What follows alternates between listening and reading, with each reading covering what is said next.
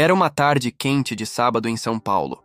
As compras estavam lotadas, as famílias caminhavam de um lado para o outro, as crianças corriam entre os corredores e as vitrines das lojas brilhavam sob as luzes frias.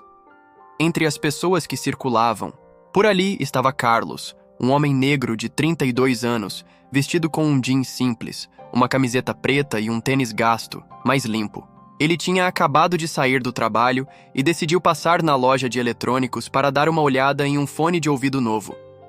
Carlos entrou na loja e foi direto até a seção de acessórios.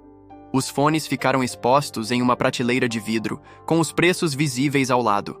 Ele pegou um dos fones, leu as especificações com atenção e percebeu que finalmente conseguiria comprar aquele modelo que queria há meses.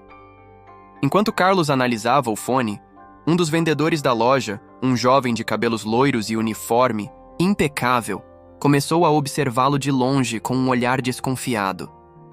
Ele se moveu lentamente, sem dizer nada, apenas ficando ali, olhando para Carlos, como se esperasse que algo errado acontecesse. Carlos viu o olhar desconfiado, mas tentou ignorar, concentrando-se nos detalhes técnicos do produto. Depois de alguns minutos, Carlos decidiu que levaria o fone. Caminhou até a caixa e esperou na fila.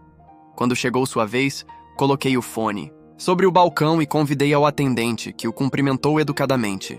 Ele tirou a carteira do bolso, mas antes que pudesse pagar, o gerente da loja apareceu de repente, com o rosto sério e a postura rígida.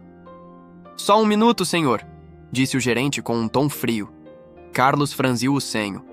"Algum problema?", disse calmamente. O gerente olhou para o vendedor, que fez um sinal afirmativo com a cabeça. Então, o gerente se mudou de Carlos, analisando-o dos pés à cabeça.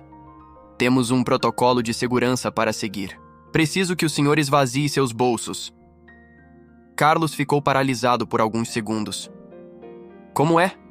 "Esvazie seus bolsos", repetiu o gerente com um tom mais firme. "Eu não entendi." Carlos tentou manter a calma. "Eu só estou tentando comprar um fone de ouvido." O gerente se mudou mais com o rosto sério. "Recebemos uma denúncia de que um item foi furtado há poucos minutos. O senhor foi visto próximo ao local." Carlos sentiu o estômago revirar. Ele olhou em volta e viu as pessoas começando a observar a cena. Alguns cochichavam entre si. Outros olharam com desprezo, como se já tivessem certeza de que Carlos era preocupado. "Eu não roubei nada", Carlos respondeu, tentando manter a compostura. "Então, não terá problema em esvaziar os bolsos. Insista no gerenciador." Carlos respirou fundo. O coração batia forte. Ele sabia que, se reagisse mal, a situação poderia sair do controle, e todos ali no fundo já tinham decidido quem estava errado. "Eu não roubei nada", repetiu Carlos com a voz firme. "Estou aqui para comprar esse fone de ouvido." "É só isso. Se não tem nada a esconder, então esvazie os bolsos." O gerente elevou o tom. Carlos fechou os olhos por um segundo.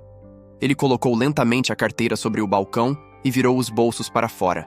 Nada. Nenhum objeto furtado.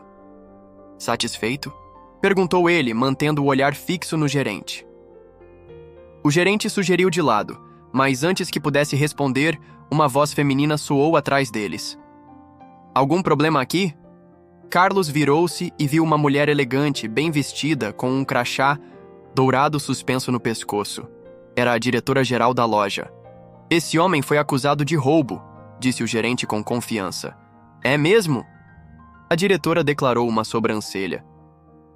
"E o que foi roubado?" O gerente olhou para o vendedor, que ficou em silêncio, sem saber o que dizer.